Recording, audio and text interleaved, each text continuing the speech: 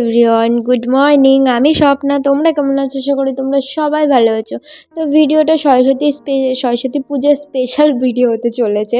তো চলো দেখো, এখানে আমি আর বর্মশাই অঞ্জলি দেওয়ার জন্য রেডি হয়ে নিয়েছিলাম। আমি একটা বাটি প্রিন্টের লাল কালো হলুদের একটা শাড়ি পরেছিলাম, আর বরমাশাই ওইদিকে পাঞ্জাবি পরেছিল।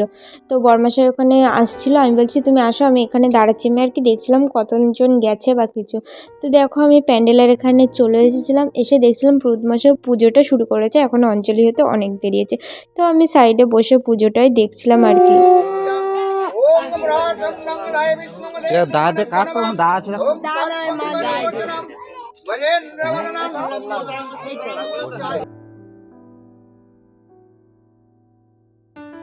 পুজো দেখছিলাম, তারপরে বসেছিলাম, দেখছিলাম ব্রাহ্মণের পুজোটা হয়ে যাক, তারপরে আমরা অঞ্জলি দেবো। তো এখানে বসে বসে একটু চারিদিকে পরিবেশটা দেখছিলাম। আর এখানে দেখো আমাদের রাধা রানী মাথায় দুটো ক্লিপ পরে নিয়েছে, ঝুটি ক্লিপ। তো ওর মা এখানে বলছিল মাথায় হেয়ার ব্যান্ড দিস কেন, আমি আর কি বলছিলাম হেয়ার ব্যান্ডটা ভালো লাগবে না, এমনি এই দুটোই ভালো লাগছে। তো এখানে দেখো ইনি হচ্ছে পাখি রানী, উনি হচ্ছে রাধা রানী, ইনি হচ্ছে পাখি রানী।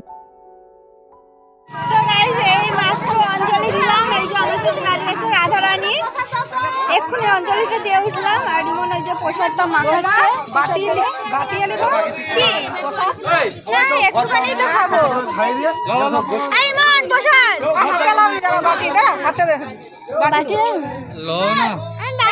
বাটি আনো, কটা বাটি আনবে তাই যে। তো গাইস বাড়িতে চলে এসেছি এখন, মানে প্রসাদগুলো খাচ্ছিলাম, সেখানে বসে তো খাইনি। মা বললো বাটি নিয়ে আসো, বাটিতে করে খাবা বাড়ি গিয়ে। তো বাটি নিয়ে গেছিলো মা। তো এই যে দেখো, এই যে খেলাম, খাওয়া হয়ে গেছে, আর কটা আছে তাদের করে খেলবো। চলো খেয়ে নিই, তারপরে কথা হচ্ছে। ঘুরতে যাওয়ার কথা হচ্ছে, দেখি গাইস গরমসে কি ঘুরতে নিয়ে যায় না, বলছে তো যাবো না যাবো না, কিন্তু আমি বলছি চলো চলো দেখি, যদি যাই তো ভিডিও আসবে। তারপর বলছিলাম যে আমরা একটু ঘুরতে যাব, ঠিক ছিল না যাব কি যাব না। তারপরে আমি, ইমন, আমাদের পাশের বাড়ি একটা ভাই, আর আমার বরমশাই করে ঘুরতে পেরেছিলাম। ইমন বলতে আমাদের পাশের বাড়ি একটা ভাই। তো এখানে দেখো গাইস গোপের পার্কে গেছিলাম। মেদিনীপুরে একটা ফেমাস পার্ক আছে গোপের পার্ক। আমরা প্রায় মানে কি বলে রোজ মানে বিয়ের আগে আমরা এই পার্কেই বেশি দেখা করতাম। আমি বাড়ির থেকে এখানে আসতাম আর এখানে দেখা করতাম আর বাড়ি যেতাম। মানে এই জায়গাটাতে আমরা অনেক ঘুরেছি আমি আর বরমশাই করে। তো মানে এই জায়গাটাই আমাদের দেখা করার একমাত্র পয়েন্ট ছিল। পার্কে চলে এসেছি, আর আমার কটা সবাই ফটো তুলে দিয়েছে, আর এখন ইমনের কটা ফটো তুলছে। তো এখানটায় আর কিছুক্ষণ ভিডিও বানাবো। তো চলো একটা স্লো মোশন ভিডিও বানাবো, এখানটা তোমরা দেখতে পাবে। তো গাইজ ভিডিও বানিয়ে নিয়েছিলাম। আর কেউ যদি আমার এই ভিডিওগুলো দেখতে চাও, অবশ্যই আমার ইনস্টাগ্রাম আইডিটাকে ফলো করো, অভিস্বপ্না ইনস্টাগ্রাম আইডি। কেউ যদি লিঙ্ক চাও আমি কমেন্টে দিয়ে দেবো। আমার হয়ে যাওয়ার পর এখানে বরমশাইরাও কিছু ফটো ভিডিও তুলছিল।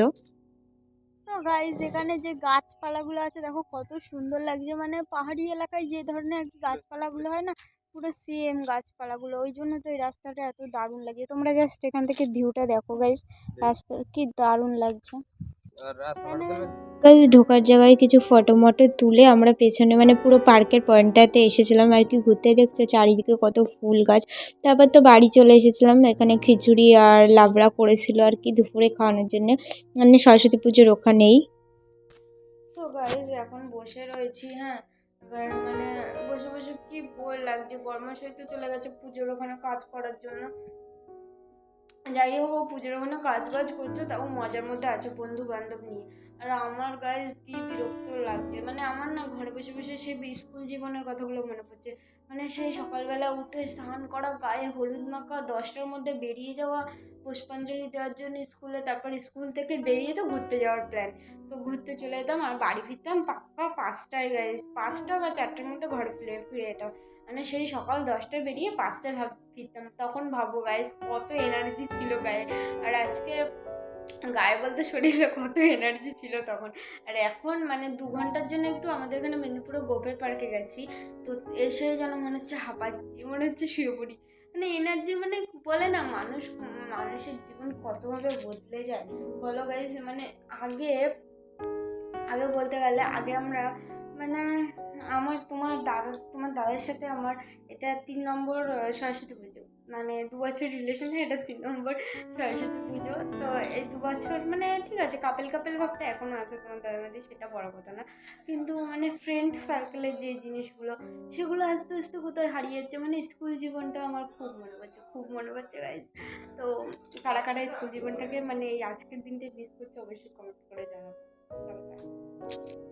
ভাসানের দিন দেখো আমি রেডিমেডি হয়ে চলে গেছিলাম, পরের দিনই আর কি ভাসানটা দিয়ে দিয়েছিল। তো প্যান্ডেল থেকে এখনো ঠাকুরকে আর কি বের করিনি, প্যান্ডেলের ভিতরেই ছিল। তারপরে আমরা যাওয়ার পরে ঠাকুরকে বের করলো, এখানে বরণ হচ্ছিল। আমি আর কি ভিডিও নিচ্ছিলাম, বরণ হওয়ার আগে একটু আমরা ভিডিও নিয়েছিলাম, ফটোও তুলেছিলাম। তো তারপরে দেখো একে একে সবাই মিলে আর কি বরণ করা এখনো শুরু হয়নি, ততক্ষণ আমি আর মা বললাম চলো মা আমরা একটু যে জায়গাটা বক্স করেছে না ওইখানটা একটু দেখে আসি। এইখানটায় কিন্তু গাইজ প্রচুর পরিমাণে নেচেছিলাম, কিন্তু না নাচার সেই ভিডিওটাই করা হয়নি গাইজ। যে আমি নেচেছি কাউকে বলবো যে ভিডিও করে দিতে, সে মাথায় ছিল না ভিডিও করে দেওয়ার কথা। মানে এত নেচেছি না গাইজ, খুবই নেচেছিলাম, কিন্তু ভিডিও করে দিতে বলবো সেই সব আর কি মাথায় ছিল না।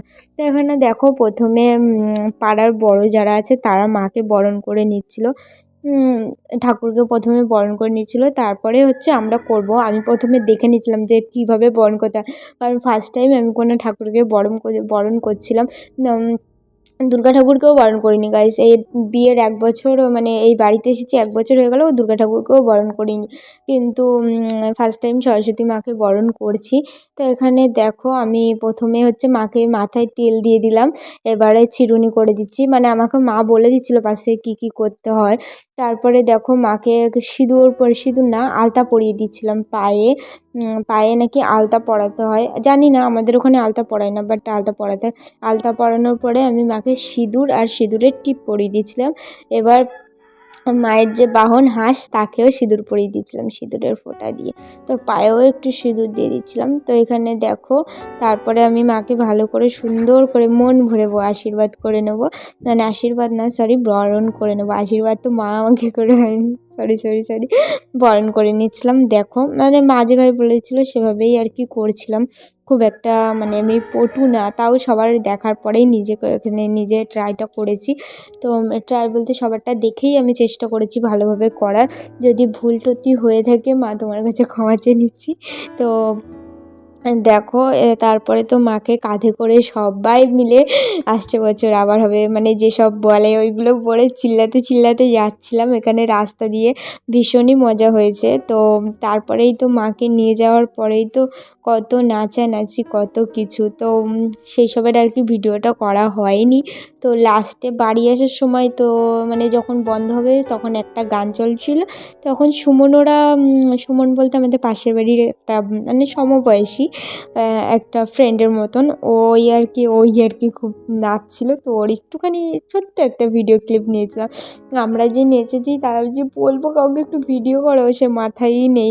তো দেখো এখানে মাকে নিয়ে যাওয়া হচ্ছিলো, আমরা তো হচ্ছে বারবার বলছিলাম যে মা তুমি আবার এসো পরের বছর।